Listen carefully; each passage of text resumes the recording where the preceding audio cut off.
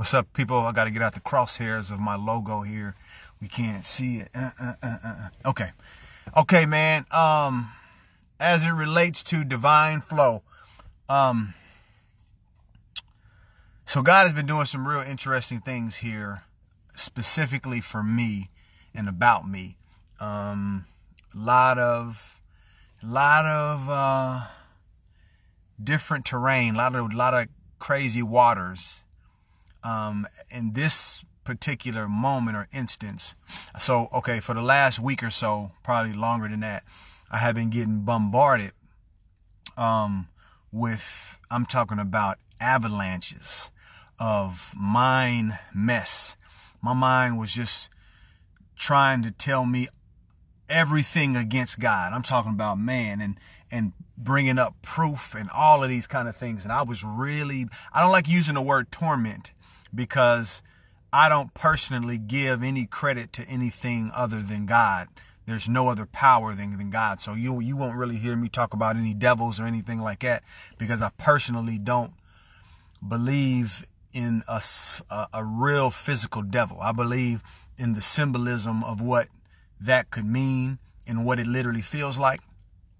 That's just me. I'm not saying that it's not either. I'm just saying I believe something different. So for me to use the word torment, it makes me think of something, but it felt like torment.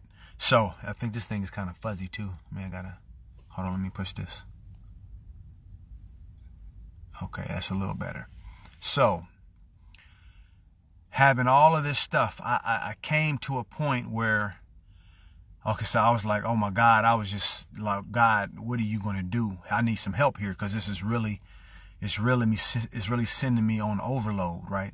So I heard this message from this person, and well, it was Stephen Furtick, and so I'm always give props, man, where props are due. So he had this little message that I stumbled across, and it really helped me out in my moment. So then I started to kind of really start to speak in my little prayer language, and that can be explained as well, but let's just say that. So I started to speak in my prayer language, and it was really, by the time I got finished, I was really sleepy. So I wound up going to sleep, and then when I woke up, I can't remember if it was, I think it was the same day, but when I woke up, I immediately noticed that the thoughts were gone, but it kept going, and then it was like, it literally feels like someone has taken something and placed it over my head. We can talk about the helmet of salvation. We can talk about all kinds of stuff, but they put it over my head, and it's lit. Well, you know what? I like this one better. There is my wife said to me a couple of days before that, she said that God spoke to her and said, there's a crack in the ceiling. So immediately when she told me that, I'm thinking about, I don't know what she's going through, but I know everything that I've been going through. And it was like, okay, God is probably telling me that these thoughts are getting ready to cause a huge disruption in whatever God is trying to do in our family and for our family and just us individually. So me thinking that, and then having all of these things going on, and then having the experience. So it feels like okay, if you can picture a crack, and then somebody sealing the crack with see-through rubber or something, where nothing can penetrate, nothing can get out or get in, per se, but it's sealed up. You can see the crack, but the crack is now sealed. So that's what it literally feels like in my mind. And it's so weird, man, but it's cool. Okay, so getting to the point. Divine flow, man, it's so necessary to understand and get in this point, in this day and age, because it's giving us a clearer picture of what, not only what God is doing, but what all of this means in this particular place. We talk about faith, we talk about manifestation. What does God want? What is God trying to do? And everything is really, man, it's it's united, it's together.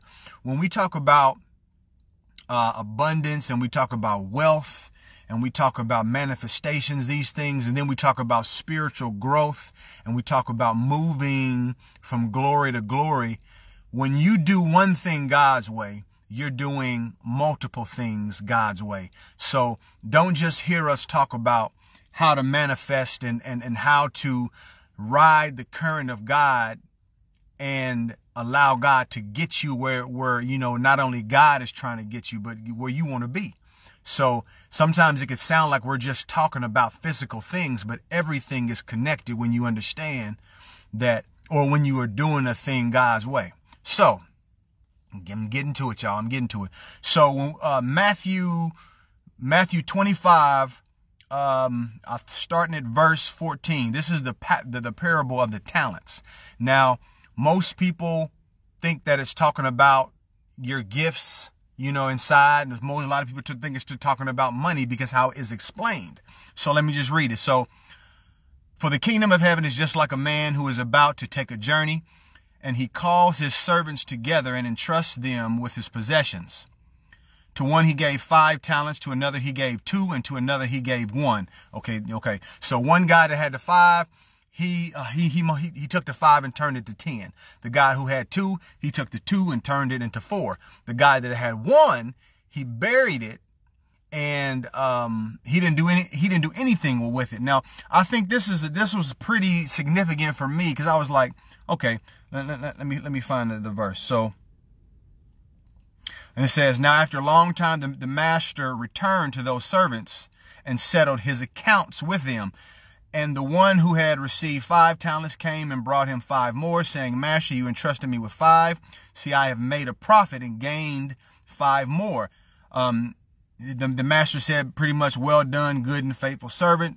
Also, the one who had 2 talents, he came forward saying, Master, you entrusted me with 2 and I have more, blah, blah, blah.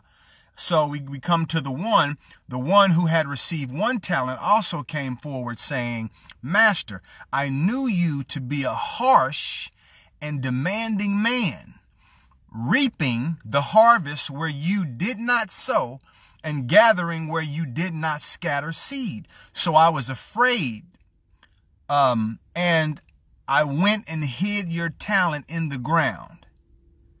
So the master goes on to say, you evil, lazy, wicked, blah, blah, blah. So anyway, after reading that, man, I was like, he called him a harsh, and he knew that he was used to, basically, the servant was saying, I knew that you were used to gaining without doing anything. You were reaping without sowing. You were gathering, you know, without scattering. You know what I mean? So I said, huh? So I said, so how is this like the kingdom? So anyway, God was revealing to me again that, and we talk about this, I talk about this somewhat on our YouTube pages. You may hear me talk about this in one way or another. But the talents represent, God gives us all a desire. He gives some a desire to be wealthy. I mean, strictly wealthy. Some desires to be good parents, to own businesses, to be doctors, to be painters, to be whatever the desire that God instinctively and intuitively places in a person, the desire still comes from God. So you can say that's a talent. The talent still comes from God. So what's the objective of the talent? The objective, or the desire, as co-creators with God, your function, your responsibility is to take what God has given you, placed smack dead in the middle of your desire, of your heart, of your mind, whatever you want to say, and then you're responsible for seeing it into the physical world. So God gives you a desire. Now, I think the gray area here is always when we don't know God, or when we don't know who's really talking to us.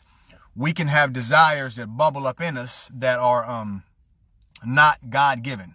They're not individually, specifically from God to us. They are a desire that comes from the consciousness of the world. Be in the world, but not of the world. So we're in this world, but we can't have, we can't take on in ourselves the world's desires, the way the world does a thing. We have to do what God has specifically designed and called and purposed and deposited in us. So your only responsibility is to see into manifestation the desire that God has given you. So, in saying all of this, the one who had 5 desires per se, 5 things to create, he took and created the things that he was destined, or he was commissioned to do with his particular things, his talents, his desires, whatever you want to say. The guy that did it with the 2, he made 4. The one that had 1, he was afraid. He was afraid. So he did not allow faith to become substance, or become the substance that God had impregnated him with, to the point that he manifested. He buried it. He didn't do anything with it. So the thing that God is giving you to do, if you do not go for it, then the passage goes on to say that the guy that didn't do anything with his 1, it was taken from him and given to the one who had 5. So basically what that's saying is, God gives you a desire to do. You don't do it because you're afraid. As time goes on, that fear robs you of that gift, of that talent, and then somebody else catches it. God plants it in their heart now, and then they do it. So you don't ever want to be in that position. But I think the great thing about this whole thing is we always struggle with who we are, with what we're called to do. And no desire is too small. Like the one had 5 and the one had 1. It doesn't matter to God what you have. Your responsibility is just to create what God has given you to create. And it has to be from God. And that's a whole another thing too. But man, I hope it's made sense. I hope it's making sense. If you know that God has given you a specific thing to accomplish in this moment, rest assured that God gave it to you. And if God gave it to you, then God is going to create the provision for you to do it. Your only responsibility is to keep believing. Keep believing it until it shows up.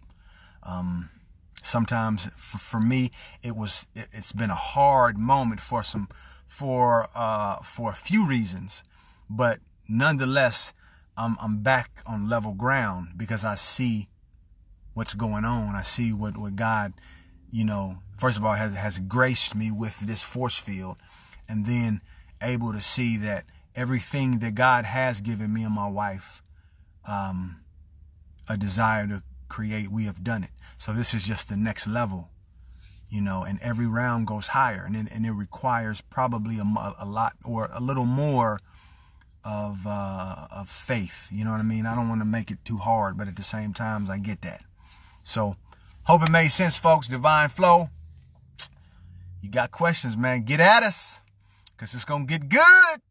That's it. Talk to you. Peace.